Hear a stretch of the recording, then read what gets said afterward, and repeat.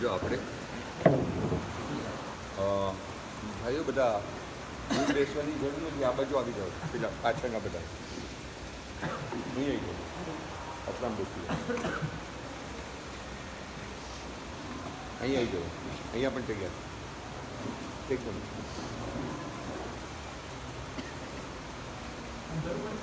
ના. માન અને અભિમાન અને સમતા, જ્ઞાનીની ને અજ્ઞાનીની, આ વિષય ઉપર આપણે થોડી વાત કરવી છે. શ્રીમદજીનું એક વાક્ય કે જો માન ન હોત તો મોક્ષ હથેળીમાં હોત. આ વાક્ય સામાન્ય દેખાતું હોવા છતાં તેમાં જો તપાસ કરીએ, ઊંડા ઉતરીએ, તેમાં કેવળ જ્ઞાન, મોક્ષ માર્ગ અને મોક્ષ માર્ગ પ્રવેશ રહેલો હોય એમ લાગે છે. શું છે શ્રીમદજીનું વાક્ય? કે જો માન આ જગતમાં ન હોત તો મોક્ષ હથેળીમાં હોત. સમજાય છે? હવે વ્યવહારની અંદરમાં એમ પણ કહેવામાં આવે છે કે ખુશામત તો ખુદાને પણ પ્યારી છે. એનો અર્થ શું છે? કે સંસારમાં માન બધાને જ ગમે છે. જો યાદ રાખજો કે જ્યાં સુધી ઊંડે ઊંડે પણ માન ગમે છે ત્યાં સુધી અધ્યાત્મની ભૂમિકા નથી, ત્યાં સુધી અધ્યાત્મનો દેખાવ હોઈ શકે છે. અધ્યાત્મની ભૂમિકા નથી આવતી. અધ્યાત્મ આવે એટલે એને જગતની જે બાહ્ય કોઈ પણ ચીજો ન ગમે, તે માન, સન્માન, ખ્યાતિ, પ્રતિષ્ઠા કશું ન ગમે.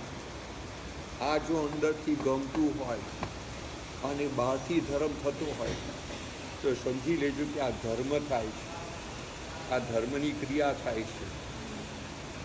આ અધ્યાત્મમાં પ્રવેશ નથી. અધ્યાત્મમાં પ્રવેશ મેળવવા માટે ઘણા ગુણો કેળવવા જરૂરી છે. અલ્પ ગુણોની કેળવણીથી આ જગતમાં મોક્ષ માર્ગ મળી જાય એવું નથી.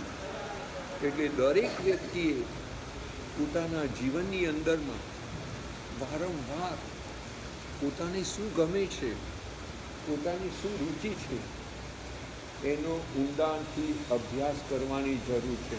સુરેશભાઈ, ઊંઘ આવે છે, નજીક આવતા.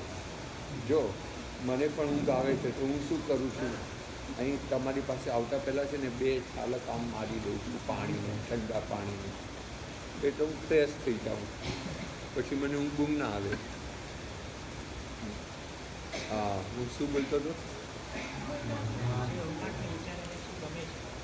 હા, દરેક વ્યક્તિએ પોતાના જીવનમાં જો આ તપાસ નહીં કરે, પોતાની ઊંડી રુચિ ઊંડાણમાં ક્યાં જઈને પડી છે, એ પોતાની રુચિ ઉપર જ આધ્યાત્મ કે સંસારનો આધાર છે. તમે બહાર શું કરો છો, ધર્મની ક્રિયા કરો છો કે સંસારની ક્રિયા કરો છો, એની ઉપર સંસાર કે અધ્યાત્મનો આધાર નથી. માની લો કે એક વ્યક્તિને કર્મના ઉદયે સંસારમાં પ્રવૃત્તિ કરવી પડે છે, પરંતુ એને ઊંડાણમાં રુચિ આત્માની છે. તે પેઢી પર બેઠેલો પણ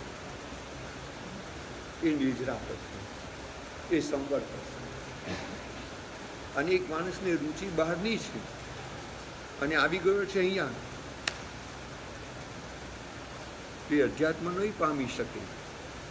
આપણે સીધું દ્રષ્ટાંત લઈએ શ્રીમદજીનું, કે પોતે કર્મના ઉદયથી સંસારી હતા. શ્રીમદજી પરણેલા હતા.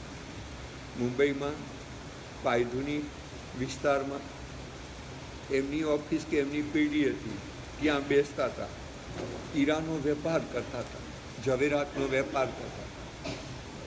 તો એમનો કર્મનો ઉદય આ રીતનો હતો. પણ તમને ખબર છે કે એની દ્રષ્ટિ અધ્યાત્મની હતી. જ્યારે દ્રષ્ટિ અધ્યાત્મની હોય ને ત્યારે એની હીરામાં પણ આત્મા દેખાય. આજે એક સાધક છે, એ કહેતો હતો કે મેં શરૂઆતમાં હીરાનો ધંધો કરેલો, પણ મારી દ્રષ્ટિ એવી કે મને હીરામાં પણ આત્મા જ દેખાય. અધ્યાત્મમાં દ્રષ્ટિનું મૂલ્ય, દ્રષ્ટિ ફરી, રુચિ ફરી તો આત્માની લાઈન પકડાઈ ગઈ. દ્રષ્ટિ ન ફરી, રુચિ ન ફરી તો આત્મા નહીં પકડાય. અને આત્મા પકડાયા વિના, આત્મા ગમ્યા વિના જો અહીંયાથી આયુષ્ય પૂરું થયું અને મરી ગયા તો સમજી લેજો કે આપણા માટે ચારે ગતિ ખુલ્લી થઈ જાય છે. જેને જે ગતિમાં જાય ત્યાં પોતાના આત્માની રુચિ ઊભી રાખે, દરેક પ્રવૃત્તિમાં એને પોતાનો આત્મા દેખાય, પોતાનો આત્મા દેખાય, એ ન બગડે એની કાળજી દેખાય. તો ભલે ને દેવલોકમાં ગયો હોય, દેવલોક એનું કાંઈ બગાડી શકે. જ્ઞાની એક જ વાત કરે છે કે તમારી રુચિ, તમારી ઈચ્છા, એને તમે તપાસ્યા કરો.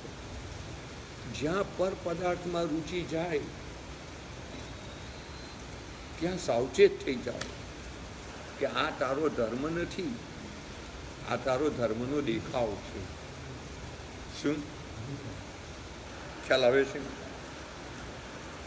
એટલે સામાન્યથી સંસારી જીવોની સ્થિતિ એવી છે, પછી સાધુ હોય કે શ્રાવક હોય, માન બધાને ગમે છે. જો તમને ખબર છે, આજે મોટા મોટા વક્તાઓ કહેવાય છે ને, એને માન નડે છે. એટલે તમે જોઈ લેજો કે બે મોટા વક્તા ભેગા થઈને તો બંનેને વ્યાખ્યાન કરવાની ઈચ્છા હોય છે. સમજાય છે? એટલે જો બંનેને વ્યાખ્યાન કરવું છે, પાઠ એક જ છે, સ્થાન એક જ છે, એમાં એક જો થોડીક વધારે મિનિટ ખેંચી લે તો બીજાને એ મિનિટ જ્યારથી વધીને ત્યારથી અકળામણ શરૂ થવા માંડે. આ પાઠનો નશો બહુ ખરાબ છે, સમજી લેજો. વ્યાખ્યાન એ પણ એક નશો છે, એ ઉતરી જવો જોઈએ. આપણે સંયોગો વસાત કરવાનું છે. અને બીજું શું છે કે હમણાં મેં વાંચ્યું વિમલા તાઈનું એક વાક્ય, એ બહુ સરસ એનું વાક્ય છે.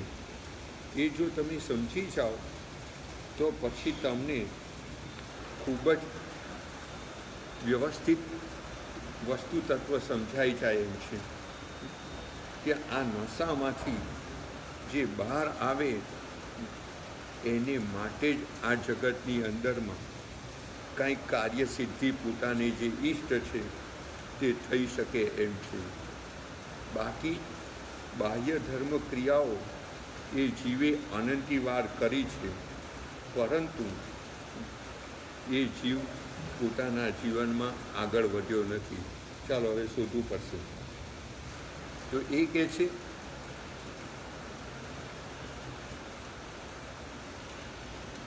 કે અંદરમાં જો માન લેવાની વૃત્તિ પડી હોય અને બહારમાં ન મળે તે અવશ્ય મેવ માયાનો આશ્રય કરે છે. શું? અંદરમાં માન લેવાની વૃત્તિ પડી હોય અને સીધી રીતે મળે નહીં તે અવશ્ય મેવ માયાનો આશ્રય કરે છે. તમે એમ નહીં માનો કે માયા એટલે સ્ત્રીમાં જ હોય, માયા પુરુષમાં પણ હોઈ શકે છે. પ્રાણી માત્રની અંદરમાં ચારે કષાયો સંભવિત છે. એટલે એ માન જ્યારે ઉપર હાઈટ પર ગયેલું હોય છે ને ત્યારે માન ઓળખાતું નથી. શું? જેમ જેમ અભિમાન ઓગળે છે તેમ તેમ માન ખ્યાલમાં આવે છે. અભિમાન શું છે એનો પછી અર્થ કરું છું. શું? જેમ જેમ અભિમાન ઓગળે છે તેમ તેમ માન ખ્યાલમાં આવે છે. અને જેમ જેમ માન ઓળખાતું જાય છે તેમ તેમ તેનું પાચન થતું જાય છે. માન, જો મારે માન નથી જોઈતું એ તમારો ભાવ સાચો છે, સારો છે, તો કોઈ માન આપે તો તમે એને કેટલી વખત સુધી ના પાડી શકો? કોઈ તમારી હાજરીમાં પ્રશંસા કરે તો તેને તમે એને કેટલી વખત જીભ પકડી ના કહી શકો? તો ત્યારે માનને પચાવવાનું હોય છે. ખ્યાલ આવે છે? તો માન ઓળખાય તો માન પચાય, માન પચે, અને અભિમાન ઓગળે તો માન ઓળખાય. સમજાય છે શું બોલું છું? વાક્યો તો બધા એકદમ સીધા સરળ ગુજરાતી ભાષાના છે. અભિમાન ગળે, અભિમાન ઓગળે તો માન ખ્યાલ, અને માન ઓળખાય તો તે માનનું પાચન થાય, અને માનનું પાચન થાય તો સમ્યક જ્ઞાન પ્રગટે. શું?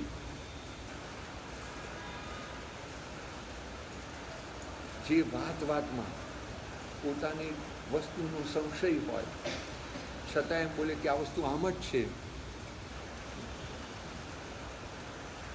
આ વસ્તુ આમ જ કહેવી જોઈએ, મને આમ જ જણાય છે. અરે આવું બોલે તો અભિમાન છે, માન છે. તેને જે વસ્તુમાં સંશય છે તેમાં જ્ઞાની શું કહે? જો ભાઈ મને આવું લાગે છે, મને આવું જણાય છે, બાકી વિશેષ તો સ્પષ્ટ તો જ્ઞાની જાણે. ખ્યાલ આવે છે? આ માર્ગ મેળવવાનો ઉપાય છે. પણ અજ્ઞાનીને ગુનો કરતાં પોતાની પ્રતિષ્ઠા વધુ વાલી છે, અને તેથી આ વાત મને ખબર નથી એમ કહેવામાં પોતાની જાણકારી નબળી પડે છે, કે લોકોને એમ થાય કે હું કંઈ જાણતો નથી, એટલે પોતાની માનહાનિ દેખાય છે. ખ્યાલ આવે છે? તો આનો નાશ કરનાર આ સરળતાદી ગુણો છે, અંતરમાં પડેલો વિતરાગ ભાવ છે. ખ્યાલ આવે છે? જો આપણામાં વિતરાગ ભાવની જાગૃતિ બરાબર ચાલુ હોય તો તેની હાજરીમાં માનનું જોર ચાલતું નથી. શું? આપણી ભીતરમાં વિતરાગતાની જાગૃતિ ચાલતી હોય તો તેની હાજરીમાં માનનું જોર ચાલતું નથી.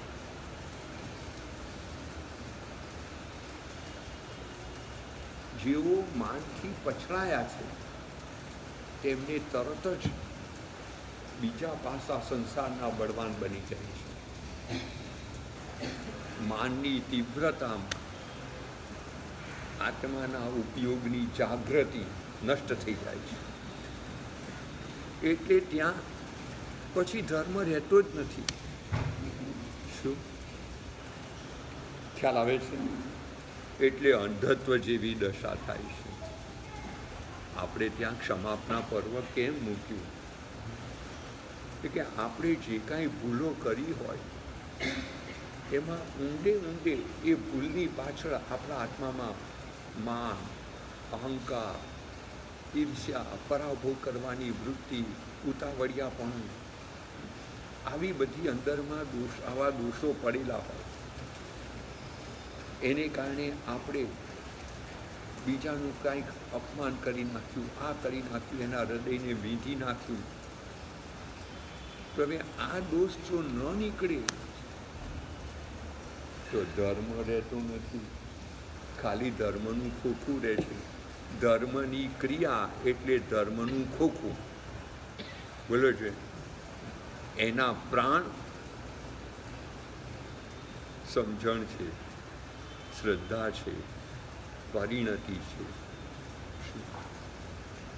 જો પ્રાણ નીકળી ગયા તો પછી એકલા ખોખાની કિંમત શું છે? જેમ આપણે આ ભગવાન મહાવીરનો જીવ સોલમાં વિશ્વભૂતિના ભાવમાં પેલાને કોઠા એક ઝાડ હતું, કોઠાનું એને મુઠ્ઠીથી મારી અને દીક્ષા લીધી અને પેલાના હૃદયમાં અપ્રીતિ ઉત્પન્ન કરી.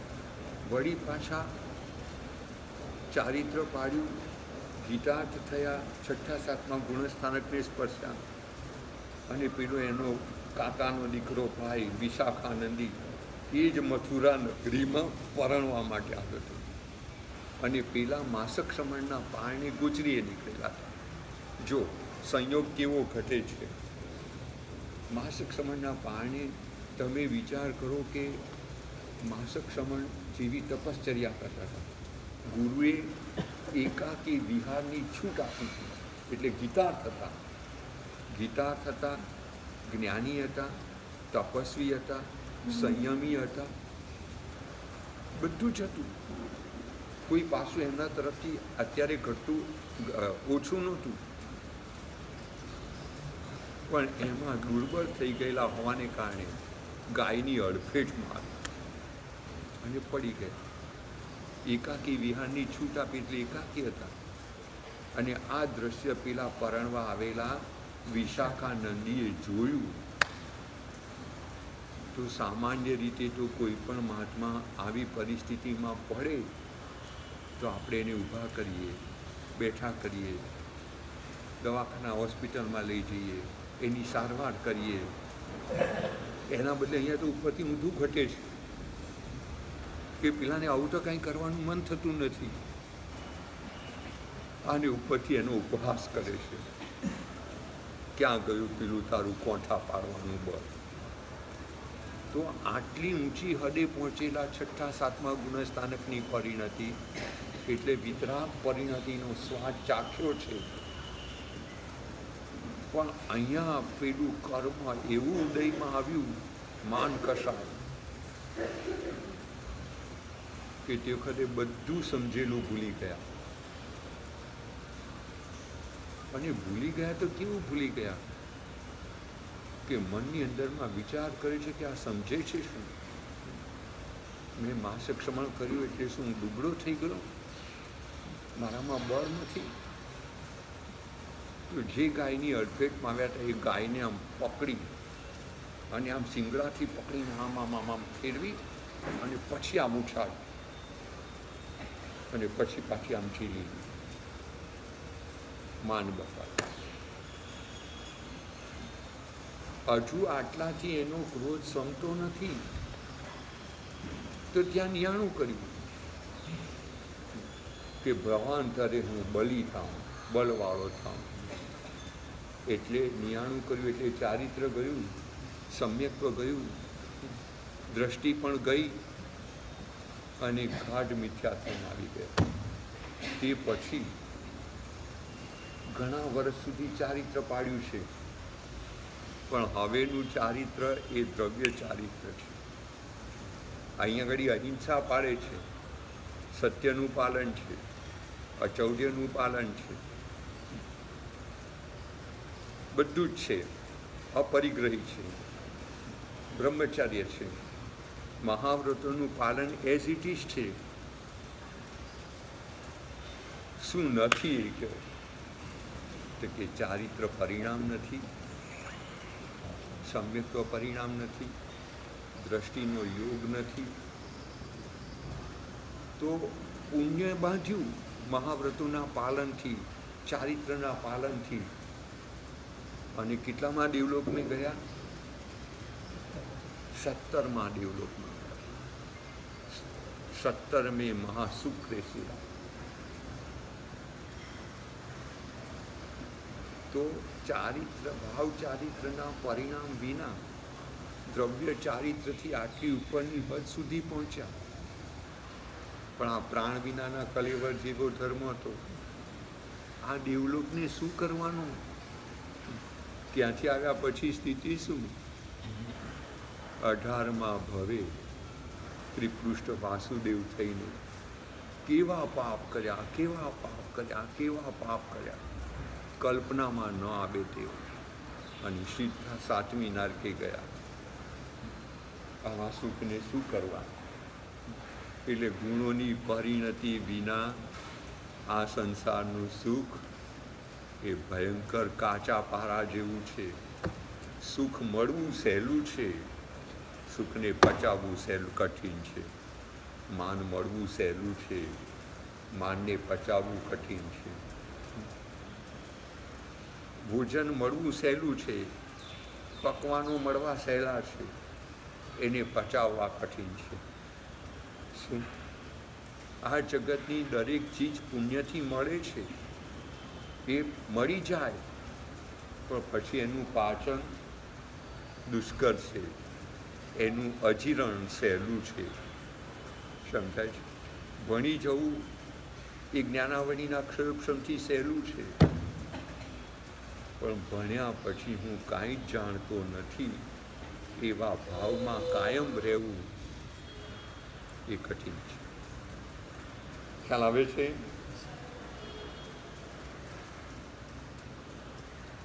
તો કે આ જે એને દરેક જગ્યાએ માનહાનિ દેખાય છે,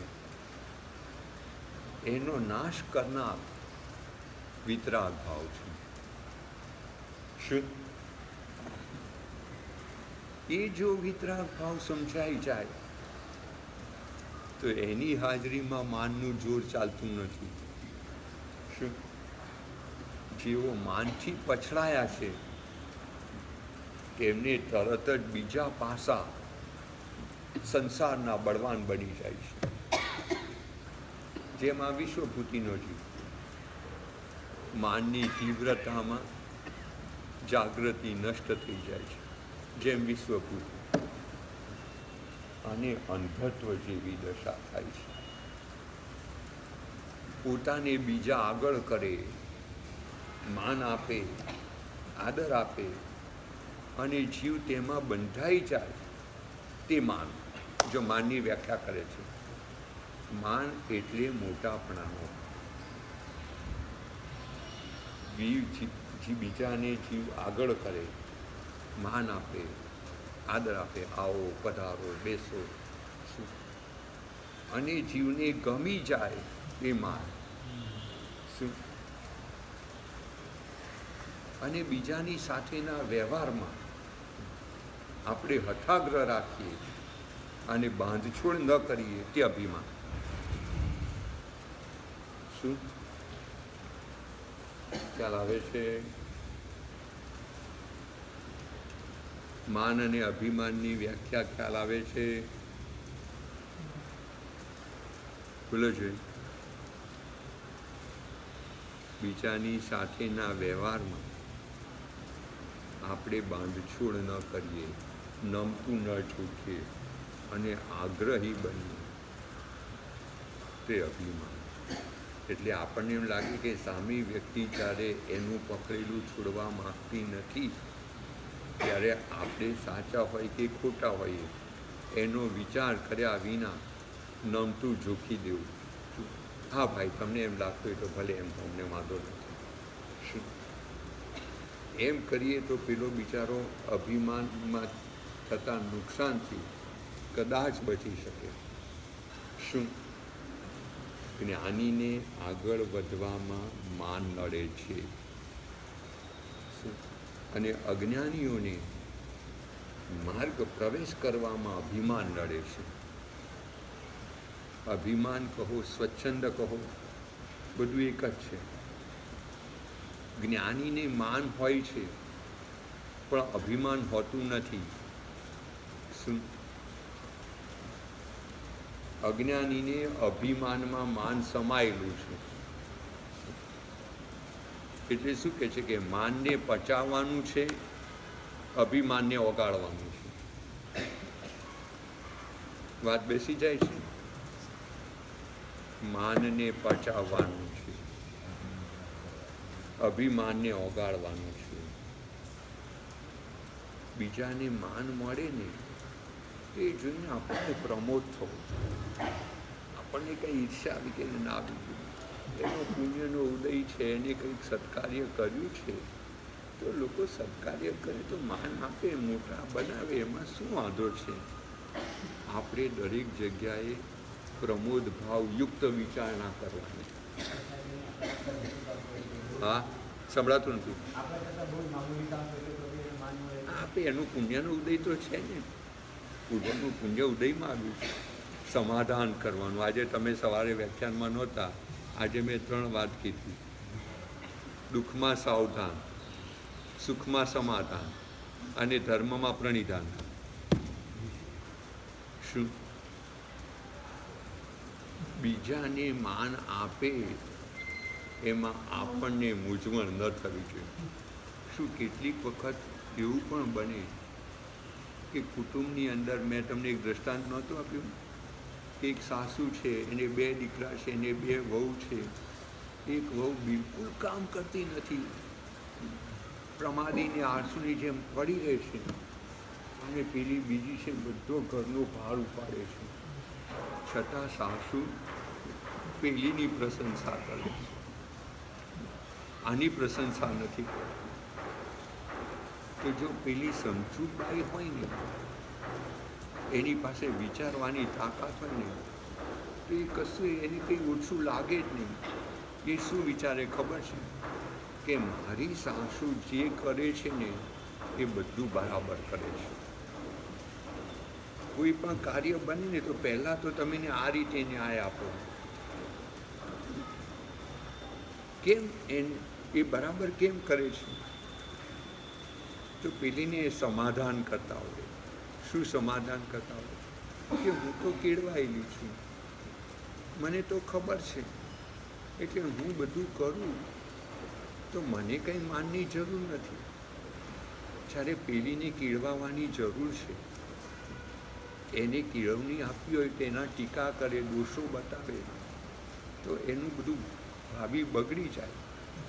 એના કરતાં ભલેને કામ નથી કરતી, પણ સાસુ એની પ્રશંસા કરવા દ્વારા ધીમે ધીમે ધીમે એને કેળવવા માગે છે, એને શીખવવા માગે છે, એને ટ્રેન કરવા માગે છે કે આ રીતે એ જોડાય, આ રીતે તૈયાર થાય.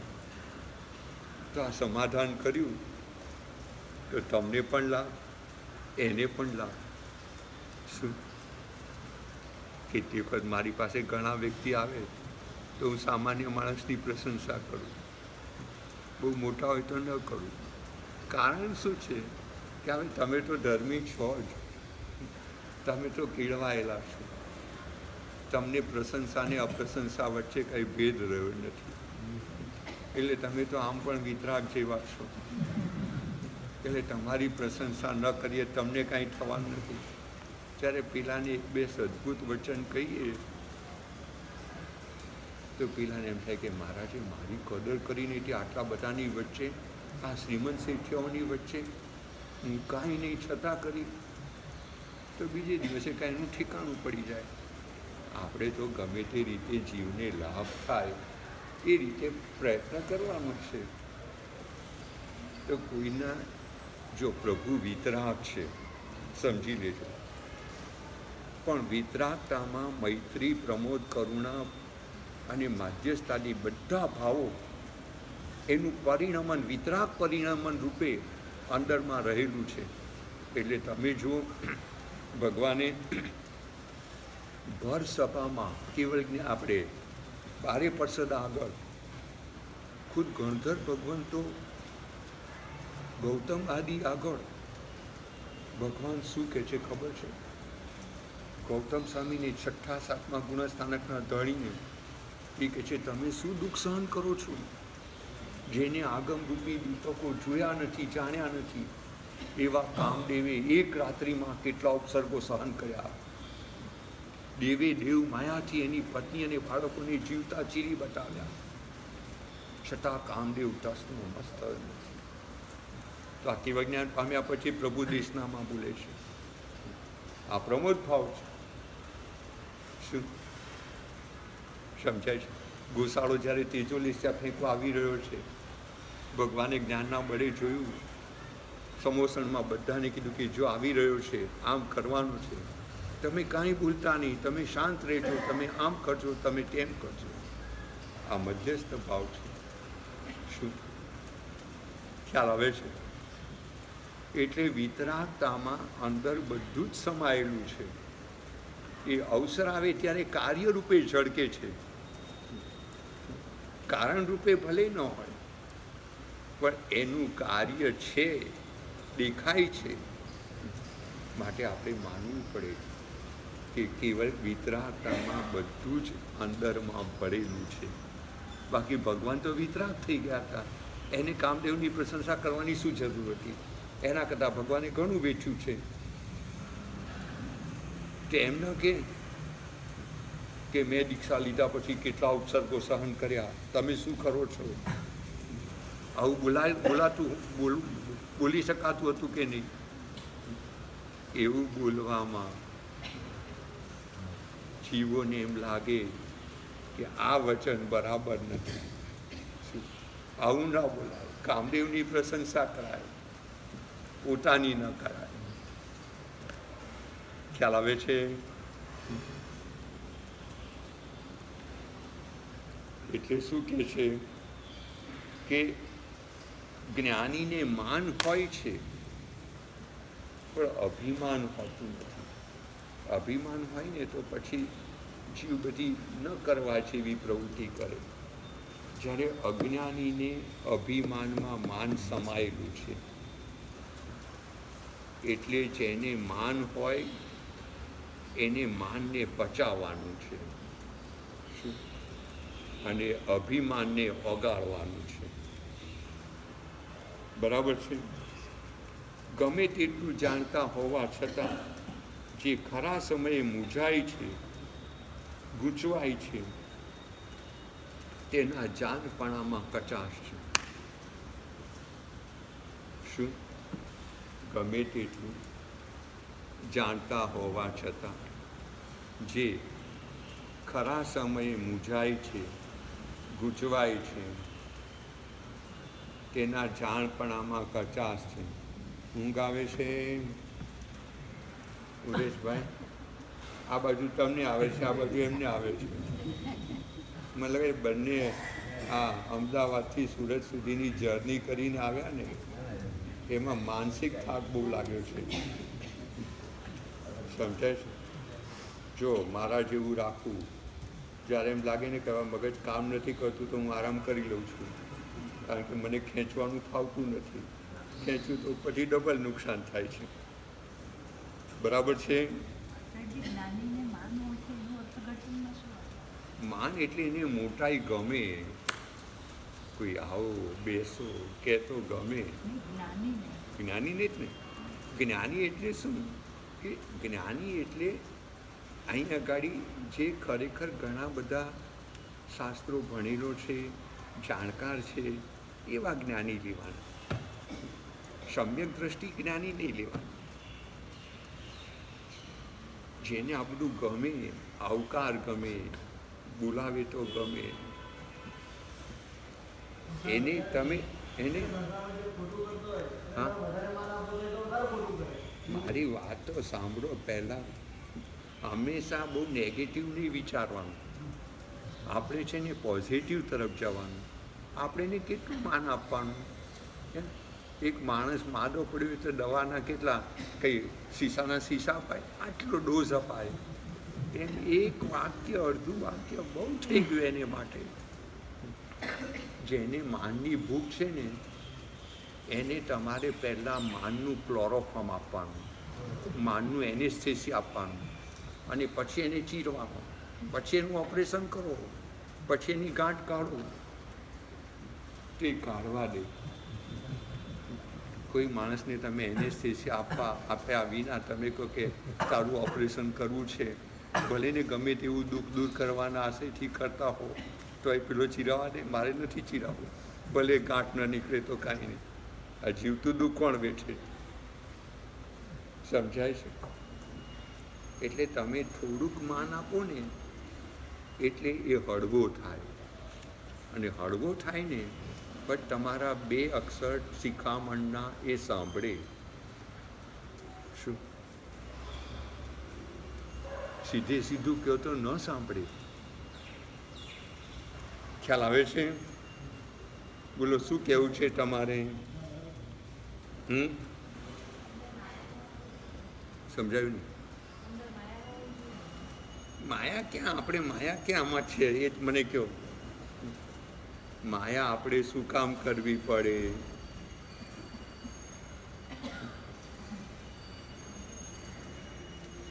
આ જો માનનું બરાબર સ્વરૂપ સમજાઈ જાય તો જીવ ઘણા ઘણા દોષોથી બચી જાય એમ નહીં, એનો અધ્યાત્મમાં પ્રવેશ થઈ જાય. બાકી અધ્યાત્મના પ્રવેશની અંદરમાં બહુ જ દુષ્કરતા છે. હા, છે ને અભિમાનને ઓગાળવાનું છે, માનને પચાવવાનું છે. એટલે અભિમાનને ઓગાળવાનું એટલે શું? દરેક વસ્તુમાં હું સાચો, પકડ, આગ્રહ, બીજાને આપણા કરતાં નીચે બતાવવાની વૃત્તિ. ત્યારે આપણે અભિમાનને ઓગાળવાનું છે. તો અભિમાનને ઓગાળવા માટે છે ને, જ્યારે આપણને એમ લાગે ને કે આ આપણને અહીંયા આગળ અભિમાન આવે એવું છે, ત્યારે આત્માએ તે પ્રસંગે પહેલાં તો મૌન કેળવવાનું. તમે છે ને, મૌન એટલું મોટું ઔષધ છે કે જેમાં જીવને ઘણો લાભ થઈ જાય છે. આપણે એને કહેવાનું, આપણે જો બોલીએ જ નહીં, મૌન થઈ જઈએ, તો પછી આપણે અભિમાનમાંથી બચી જઈએ. અભિમાન કેમ આવે છે ખબર છે? આપણી વાતને સાચી કરવાની આપણી વૃત્તિ હોય છે અને પેલાને ખોટો પાડવાની વૃત્તિ હોય છે. એટલે એમાંથી અહમ પેદા થાય છે. તમે મૌન રહ્યો તો ઘણા દોષોથી બચી જશો.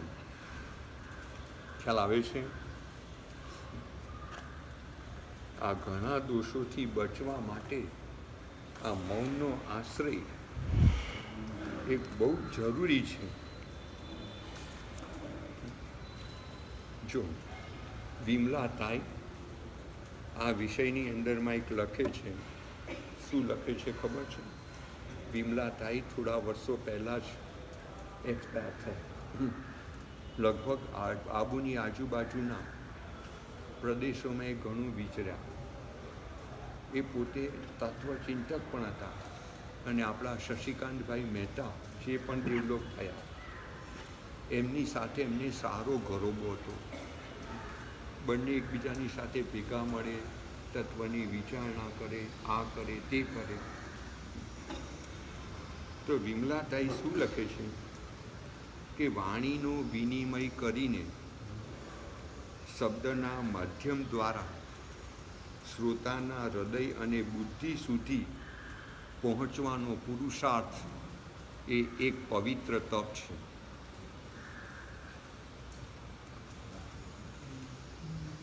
શું કહે છે? વાણીનો વિનિમય કરીને શબ્દના માધ્યમ દ્વારા શ્રોતાના હૃદય અને બુદ્ધિ સુધી પહોંચવાનો પુરુષાર્થ એક પવિત્ર તપ છે. જો એ કોને વાણી કહે છે? આ બહુ સરસ મજાની વાત કરે છે. શ્રોતાઓને ઉત્તેજિત કર્યા વિના, વિશેષણ મૂકે છે, શ્રોતાઓને ઉત્તેજિત કર્યા વિના, ભડકાવ્યા વિના, ચિત્તની ક્ષમતાને સમૃદ્ધ બનાવવા વાળો શબ્દ વાણીમાંથી નીકળે તો તે એક મોટું તપ છે. શું?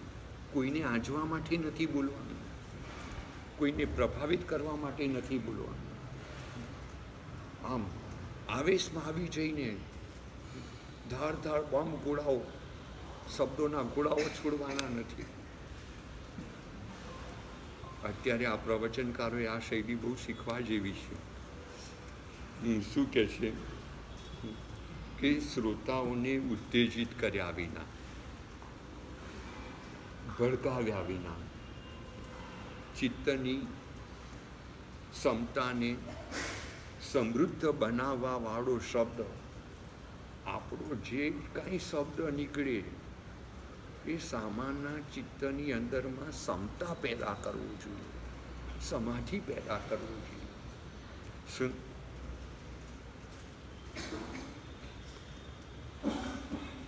આવો જો શબ્દ નીકળે, આવી વાણી નીકળે તો તે એક મોટું તપ છે. આજે અભ્યંતર તપમાં સ્વાધ્યાય નામનો તપ કીધો અને સ્વાધ્યાયમાં 5 પ્રકાર મૂક્યા: વાંચના, રૂચના, પરાવર્તના, અનુપ્રેક્ષા અને ધર્મકથા. તો આ ધર્મકથા છે કે તમારી ધર્મકથા દ્વારા શ્રોતાઓ ઉત્તેજિત ન થવા જોઈએ, આવેશમાં ના આવવા જોઈએ, આક્રોશમાં ના આવવા જોઈએ. એની ચિત્તવૃત્તિમાં સમતા સમતા સમતા ઝળકવી જોઈએ. તો તે અભ્યંતર તપ છે, તો તે તપ છે. અને આવો તપ મોક્ષે લઈ જાય. જૈન શાસનના 12 પ્રકારના તપમાં અભ્યંતર તપ એ મોક્ષનું કારણ છે અને બાહ્ય તપ એ અભ્યંતર તપને સાચવવા માટેની વાડ છે. બોલો જોઈએ, અભ્યંતર તપ એ માલ છે, બાહ્ય તપ એ વાડ છે. હવે જે ખેતરમાંથી અંદરમાં બધો પાક ચણી ગયો છે અને ત્યાં તમે ચારે બાજુથી મોટી મોટી વાડો કરો, તેનો શું અર્થ છે? એમ બહારથી બધો મોટો મોટો બાહ્ય તપ કરો છો અને અંદરમાંથી પ્રસંગ આવે, ઝઘડો છો, આ કરો છો, તે કરો છો, બીજાની નિંદા ટીકા કરો છો, તો અંદરનો માલ તો ચીભડા તો બધી ગળી ગયા. હવે તમારી એ વાડને શું કરવાની? શું બાહ્ય તપ કરનારાઓએ ખૂબ ખૂબ સમજ મેળવવાની જરૂર છે. ખ્યાલ આવે છે? જો હજુ સરસ લખે છે કે એક વાત, વિમલા તાઈનું ચિંતન. આમ એની સરનેમ હતી વિમલા ઠક્કર, પણ એ વિમલા તાઈ તરીકે પણ પ્રસિદ્ધ થયેલી હતી.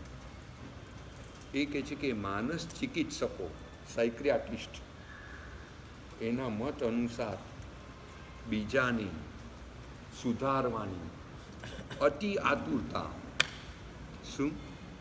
બીજાને સુધારવાની અતિ આતુરતા એ વાસ્તવમાં તો પોતાની ક્ષતિને ઢાંકવાની જ મથામણ છે. શું બેસે છે? હા, માનસ ચિકિત્સકોના મતાનુસાર બીજાને સુધારવાની અતિ આતુરતા, અને સુધારી દઉં, અને સુધારી, અને પમાડી દઉં.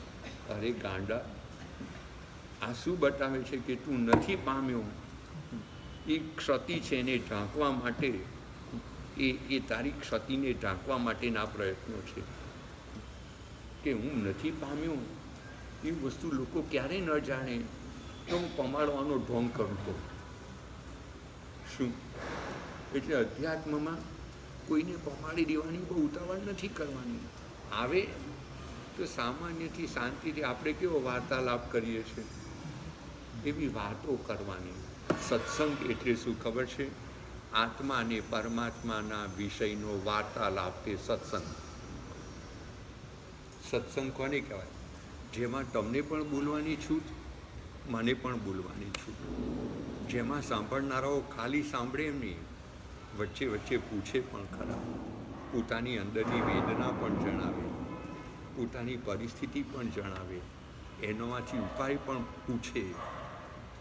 તો પેલો જે છે શાંતિથી, પેલા શાંતિથી પૂછે છે, આપણે શાંતિથી જવાબ આપીએ છીએ. આવા સત્સંગમાં છે ને થાક ન લાગે. બોલો છે, આવો સત્સંગ કલાકો સુધી કરો તો પણ થાક ન લાગે, ઉપરથી થાક ઉતરી જાય. બેસે છે. જો તમે ખરેખર ધર્મ પામ્યા હોય તો સાધુની ગેરહાજરીમાં તમારે પરસ્પરમાં આવો સત્સંગ કરવો જોઈએ. અને જો આજે દરેક કુળોમાં સત્સંગ ચાલુ થઈ જાય તો ઘણા પ્રોબ્લેમ સોલ્વ થઈ જાય. બધાએ નક્કી કરવું જોઈએ કે દિવસે આપણે ધંધો કરવો પડે છે, બહેનોએ ઘરના કામ કરવા પડે છે, તો સાંજે કે રાત્રે ભેગા થઈને 9 થી 10, 8:30 થી 9:30 1 કલાક આપણે આત્મા પરમાત્માની વાતો કરીએ. કોઈ દ્રષ્ટાંત લો, કોઈ કથાનક લો, કોઈ ચરિત્ર લો, કોઈ સતીઓની કથા લો અને પછી સત્સંગ કરો. શું આ સત્સંગનો લાભ ઘણા છે. ઈડરથી લગભગ ચોક્કસ મને ખ્યાલ નથી, પણ 32-30 કિલોમીટર કે 38 કિલોમીટર ઉપર એક બધા રજપૂતોનું ગામ છે. એમાં એક વિક્રમસિંહજી કરીને છે. એની અંદરની શુદ્ધિ બહુ સારી છે. જૈન નથી, પણ જૈન ધર્મ પ્રત્યે બહુમાનવાળો ખરો અને શુદ્ધિ સારી. અંદરમાં ધર્મને પચાવેલો છે. તો એ રાતના એને ત્યાં બધા આવે, સત્સંગો કરે, આત્મા પરમાત્માની વાતો કરે, અને બધા એ સત્સંગને કારણે છે ને એક એવું મૈત્રી અને પ્રેમનું સામ્રાજ્ય વ્યાપે કે ત્યાં ક્લેશ, કલહ, કજિયા, દ્વંદ્વ, તોફાન, ઈર્ષા, નિંદા, અસૂયા કાંઈ જ હોય નહીં. પછી ત્યાં હોય મૈત્રી, પ્રેમ, કરુણા, વાત્સલ્ય, સેવા, સહાનુભૂતિ, સહાયકતા. આ સત્સંગનું ફળ છે. કારણ કે સત્સંગમાં બેસનાર વ્યક્તિ પછી એની અંદરમાંથી પ્રેમ ઉભરાય એટલે એને એક જ થાય કે હું બધાને સુખ વહેંચું. બોલો છો. જ્યાં સુધી નરસિંહ મહેતા પોતે, નરસિંહ મહેતા શું, નરસિંહ નાથા પોતે સુખી થયા પછી પોતાનું સુખ કેટલાને વહેંચ્યું? કેટલાને વહેંચ્યું? ખાલી 59 વર્ષની ઉંમરે કાળ કરી ગયા, આખી જ્ઞાતિનો ઉદ્ધાર કરીને ગયા. એમ જો આજે જીવને સત્સંગ કરતા આવડી જાય, સત્સંગ અને ભક્તિ જો આ ઘરે ઘરે થવા માંડે તો આર્ય દેશમાંથી બધી મૂંઝવણો ટળી જાય. આર્ય દેશને સુખી કરવો હોય તો આ એક જ ઉપાય છે કે ઘરોમાંથી આ બધું ટીવી, મીડિયા ચેનલો, આ બધો કચરો કાઢો અને પરમાત્માની ભક્તિ અને સત્સંગ આ બેને વધારો. જો ભક્તિ અને સત્સંગ વધશે તો આખા હિન્દુસ્તાનની સુધારણા વધશે. શું? એટલે પૈસાના સુખ કરતાં પણ આ સત્સંગનું સુખ બહુ મોટું છે. શું? અને આજે જે લોકો જાણે છે એ એવા કેટલાક લોકો બધા ભેગા થઈને સત્સંગ કરે છે. જે વિક્રમસિંહજી પોતે પરણેલો છે, પણ ભક્તિ કરતાં કરતાં કેટલીક વખત આખી રાતની રાત ચાલી જાય. ભક્તિ કરનારા તો બધા સમય થતાં ઉઠી જાય, પછી ભક્તિ કર્યા પછી ઊંડે ઉતરી જાય. તો આખી રાત એને ક્યાં જાય છે ખબર નથી પડતી. અને કે મારું શરીર આખું જાણે હવામાં તરતું હોય એવી સ્થિતિ હું અનુભવું છું. અને આજે એને કારણે એના જીવનમાં એટલી બધી જેને કહીને તૃષ્ણાનો ક્ષય થઈ ગયો છે, અહંકારનો ક્ષય થઈ ગયો છે કે એની દીકરી ત્યાંથી એને અમદાવાદ ગિરધરનગરમાં પરણાવેલી. સંયોગો વસાત ન મેળ પડ્યો ને દીકરી પાછી આવી. તેને એક વિકલ્પ નથી આવ્યો, એક વિકલ્પ નહીં. શું? એ કે જે દીકરી પેલું પણ તારું ઘર હતું, આ પણ તારું ઘર છે, તો અહીંયા રહે કે ત્યાં રહે, શું ફેર પડે છે? તો અહીંયા રહીને ભગવાનની ભક્તિ કર. આ ધર્મનું ફળ. શું? વિકલ્પોથી જેટલા બચીએ એટલો ધર્મ ઊંડાણનો કહેવાય. ખ્યાલ આવે છે? ધર્મમાં ક્રિયા ઉપર જેટલો ભાર આપીએ છીએ એના કરતાં વિકલ્પોથી બચવા ઉપર ભાર આપવો. દીકરી ઉંમરલાયક થઈ જાય તો કાં તો એમ થાય કે દીક્ષા માર્ગ અપનાવે, કાં તો પછી સંસારમાં. હા, બરાબર. બે માર્ગો એવી થાય. બે માર્ગો એક તો વિચાર ન થાય તો પછી પિતાની ચિંતા થાય ને. એમ નહીં, તમે એને પરણવું છે, સાંભળો, તો તમે એને પરણાવો. પણ પરણ્યા પછી નથી ફાવ્યું તો વારંવાર કેટલી જગ્યાએ પરણાવ્યા કરો. પછી સમાધાન કે હવે દીકરીના પુણ્ય ઓછા છે, સમજાય છે, અને પુણ્ય ઓછા છે તો હવે એને ધર્મનો માર્ગ અપનાવો. ધર્મનો માર્ગ એટલે ઘરે રહીને તું આરાધના કર, બસ. તું દાન આપ, તું શીલ પાપ, તું તપ કર, તું ભાવ ધર્મની આરાધના કર. મારું શું કહેવું, દીકરી ઉંમરલાયક થાય કાં તો દીક્ષા માર્ગ, કાં તો સંસારમાં. હા, એની કારણ ના પાડું છું, પણ પછી બેમાંથી એક માર્ગમાં સફળતા ન મળીને પાછી આવી તો પિતાએ શું કર્યું? કાંઈ નહીં, પોતાની ઘરે રાખવાની અને એનું જીવન સાદું બનાવી દેવાનું, ઘરે રહીને સંયમી જીવન જીવવાનું. આ છે ને, ધર્મ પામેલી વ્યક્તિ હોય ને તો એને એટલું બધું સહેલું પડી જાય છે આ વાત કે ભાઈ કર્મના ઉદય બંનેના બરાબર નહોતા, એટલે એકબીજાને મેળ ન આવ્યો, અને મેળ ન આવ્યો તો આ સ્થિતિ થઈ. તો એની માટે કોર્ટમાં જવું ને કચેરીમાં જવું ને આ માથાફોડ કોણ કરે? આ તો બધું છાર ઉપર લીપણ કરવા જેવું છે. ત્યાં શાંત થઈ જવાનું કે આ ઘટના ઘટી છે, હવે આપણે શાંત થઈને આત્મા મારો. જો ચિંતા કરવાથી કશું વધશે નહીં, એનું પુણ્ય વધશે ત્યારે બધું ઠેકાણું પડશે. એટલે હવે ચિંતા કરવા કરતાં પુણ્યની શુદ્ધિ વધે એવો ઉપાય આદરવાનો. બોલો છે, ચિંતા કરવાથી આત્માને નુકસાન. ચિંતા જેવો કોઈ ભયંકર રોગ નથી. ચિંતામાંથી ડિપ્રેશન આવે. ચિંતા એ ચિતા સમાન છે. 3 શબ્દો છે, ખબર છે? ચિંતા, ચિતા અને ત્રીજો ચિંતન. શું? જીવતાને બાળે તે ચિંતા, મરેલાને બાળે તે ચિતા, અને કર્મોને બાળે તે ચિંતન. તો હવે ચિંતા કરવી છે કે ચિંતન કરવું છે?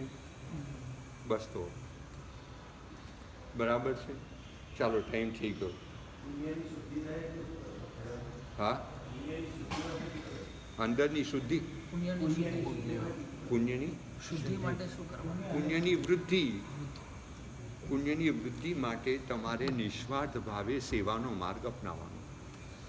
જો આ જેટલા લોકો પુણ્યથી ઓછા પડીને આવી રીતે એને પિતાના ઘરે આવવું પડે કે આવવું પડે, એ જો નિસ્વાર્થ ભાવે સેવાનો માર્ગ અપનાવી લે તો હું તમને કહું કે એને મરતી વખતે સમાધિ મળી જાય એવું પુણ્ય ઊભું થઈ જાય.